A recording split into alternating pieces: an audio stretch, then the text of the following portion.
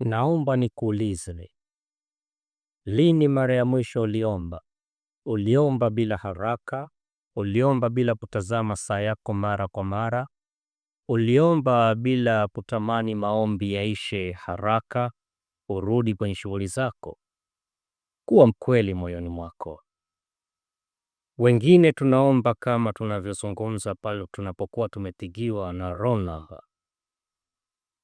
Tunaongea haraka tu, umekosea namba na kukata simu.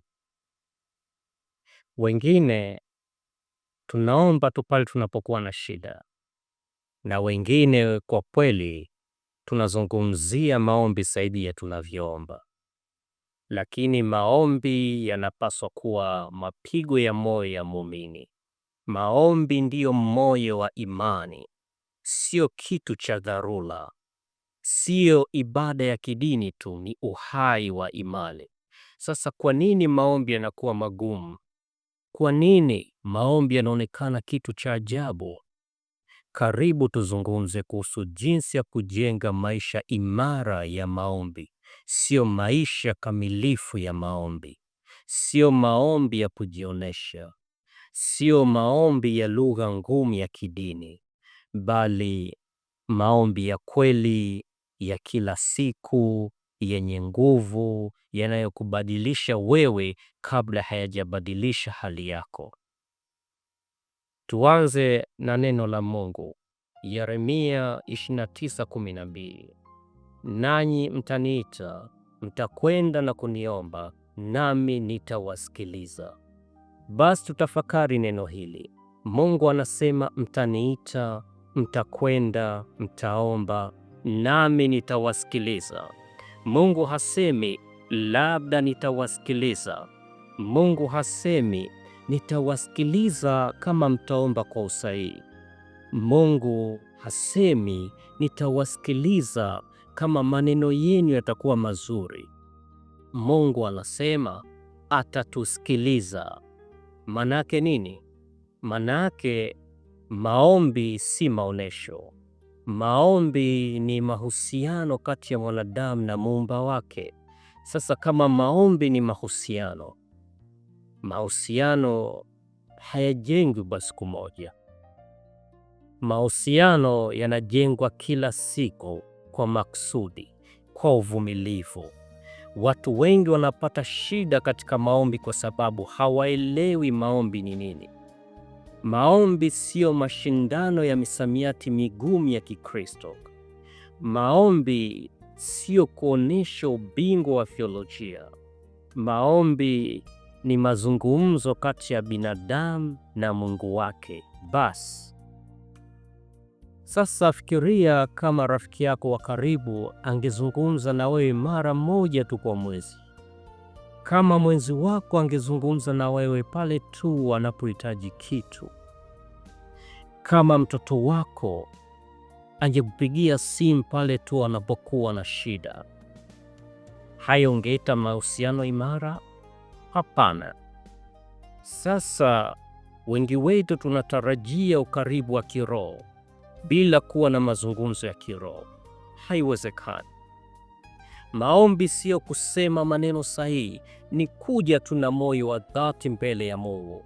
Zungumza na Mungu kwa lugha unayoijua, kwa maneno unayoyajua. Mwambie Mungu ukweli wa hisia zako. Mungu hafadhaishwi na ukweli wako. Muulize Mungu maswali. Mungu hashangazwi na maswali yako. Hata ukilia mbele za Mungu, Mungu hachukizwi na machozi yako. Hata ukikaa kimya mbele za Mungu, Mungu hatishwi na ukimya wako. Unahangaika uombe nini? Useme nini? Wakati mwingine maombi yenye nguvu zaidi ni kusema tu, Mungu, hata sijui niseme nini. Na mbingu usikiliza kwa makini. Wenda uliwahi kuwa mwana maombi mzuri, lakini leo hauombi tena na unashangaa kwa nini. Si kwamba uliporomoka ghafla. Hapana. Uliporomoka taratibu. Ulianza kuwa mtu wa shughuli nyingi baada ya kupata neema ya ajira au biashara. Mwili ulianza kuchoka kwa sababu Yesu anasema mwili ni dhaifu. Kukosa utulivu wa akili. Uliomba na maombi hayakujibiwa. Umekata tamaa. Unaishi kwa mazoea kulingana na taratibu za dini yako. Unaacha kuomba kwa sababu huoni tofauti ya maisha yako ya maombi na maisha yako ya bila maombi. Unahisi Mungu yuko mbali. Unajilinganisha na wengine na kujiona wewe haufai, mtu wa dhambi nyingi. Unasubiri wakati sahihi utakapokuwa kiroho.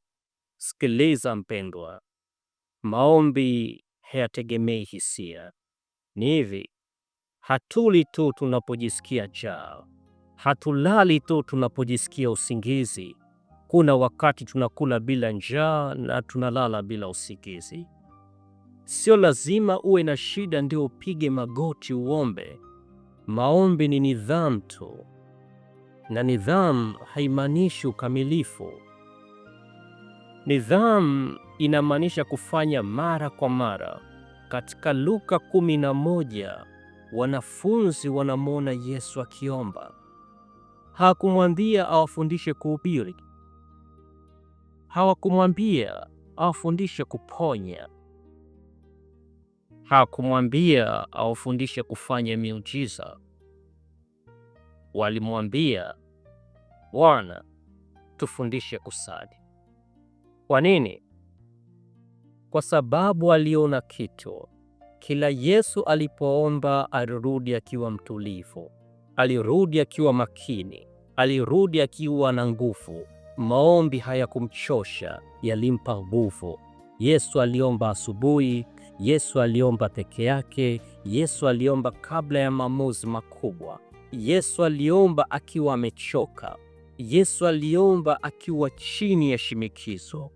Kama mwana wa Mungu alihitaji kuomba kiasi kile. Vipi mimi na wewe? Unatakiwa upange muda wa maombi. Weka kwenye ratiba yako ya kila siku, kama ilivyo ratiba ya kula, kama ilivyo ratiba ya kufanya kazi, ili usisahau. Unafikiri kwa nini husahau kula? Kwa nini husahau kufanya kazi? Husahau hata simu yako? Kwa sababu umevipa nafasi katika maisha yako. Sasa yafanye na maombi kuwa lazima. Chagua tu muda wa maombi, iwe asubuhi, iwe jioni. Pawe na utulivu hata katikati ya kelele. Mungu anasikia. Ni kweli wakati mwingine maombi yatakuwa mazito, wakati mwingine yatakosa ladha, wakati mwingine yataonekana ya kawaida. Omba hivyo hivyo. Mungu anasikia, Mungu anaelewa. Sasa mtu wa kawaida kama mimi anafikiria, napata wapi maneno ya kuomba mimi kama mtumishi wa Mungu? Mungu hahitaji maombi marefu ili akusikie. Anasema katika Mathayo 6:7, nanyi mkiwa katika kusali msipayuke payuke kama watu wa mataifa, maana wao udhani ya kuwa watasikiwa kwa sababu ya maneno yao kuwa mengi. Baadhi ya maombi yenye nguvu zaidi kwenye Biblia ni mafupi tu. Kipofu Bartimayo alisema tu, Bwana, nataka nipate kuona, akapokea uwezo wa kuona tena. Yule mtu mwenye ukoma alisema tu, ukitaka waweza kunitakasa, naye akatakaswa. Hata yule mwizi aliyekuwa msalabani pamoja na Yesu alipomwambia Yesu, Yesu, nikumbuke utakapoingia katika ufalme wako, akapokea ahadi ya kuwa pamoja na Yesu mbinguni. Watu hawa hawakuomba maombi marefu, lakini walipokea kile walichoomba. Hauhitaji maneno mengi kufanya maombi. Maombi sio urefu, ni muunganiko wa kiroho kati yako na Mungu. Usihangaike kuonekana upo kiroho sana. Usihangaike na maneno magumu sana. Usihangaike kujionesha. Mungu tayari anijua mioyo yetu. Hata ukisema Mungu nakuhitaji leo, inatosha kutikisa mbingu. Sasa wengi hukwama kwa sababu wanaomba lakini hawatarajii kupata wanachoomba. Hawana imani, au wanatarajia kupata lakini wanamshinikiza Mungu. Maombi sio kumlazimisha Mungu, ni kuamini wakati wake. Maombi mengine hujibiwa haraka, mengine hujibiwa taratibu, na mengine hujibiwa kwa njia tofauti. Lakini hakuna maombi ya kweli yanayopotea. Kila maombi unayoomba kubadilisha moyo wako, hujenga imani yako, hukuza tumaini lako, huongeza mapenzi yako kwa Mungu. Wakati mwingine maombi hayabadilishi hali zetu, bali kutubadilisha sisi wenyewe. Sasa ndugu zangu tuliobarikiwa maisha kidogo, kuna wakati tunaombea chakula. Bwana bariki chakula hiki. Ukitazama chakula chenyewe kinachoombewa kina mafuta mengi, kina chumvi nyingi, kina sukari nyingi, kina kila sababu ya kukupa magonjwa yasiyoambukizwa. Bado tunataka Mungu akibariki. Tusimjaribu Mungu, wapendwa. Yesu alisema, ingia chumbani mwako, funga mlango, uombe. Haimaanishi Mungu hasikii ukiwa nje. Inamaanisha ondoa vishawishi, zima simu, zima TV, punguza kelele. Dakika 5 za maombi ni bora kuliko siku nzima ya kuchati umbea kwenye mitandao. Ukikosa maneno ya kuzungumza katika maombi, zungumza maneno ya kwenye Biblia. Badilisha Biblia kuwa maombi. Bwana ndiwe mchungaji wangu, mapenzi yako yatimizwe, nipe riziki ya leo. Biblia ina maombi yenye nguvu. Unapoomba unakuwa mtulivu katikati ya dhoruba, unakuwa imara dhidi ya majaribu, unakuwa na hekima katika maamuzi, unakuwa mpole katika migogoro, unakuwa jasiri katika imani. Maombi hayaondoi dhoruba, kukufanya usimame imara ndani ya dhoruba. Fikiria maombi kama kupiga hodi.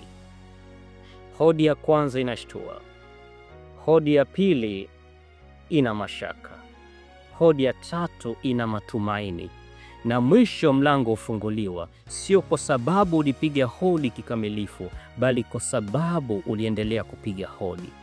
Yesu alisema, ombeni nanyi mtapewa, tafuteni nanyi mtaona, bisheni nanyi mtafunguliwa. Wito wangu kwako ni huu: omba sasa, omba kesho, omba kesho kutwa, omba ukiwa na nguvu, omba ukiwa dhaifu, omba ukiwa na maneno, omba hata usipokuwa na maneno. Jenga maisha ya maombi, sio kwa kujionesha, bali kwa kuyaishi, kwa sababu maisha yakikutikisa, maombi yatakushikilia, na unapoomba Mungu husikiliza. Amen.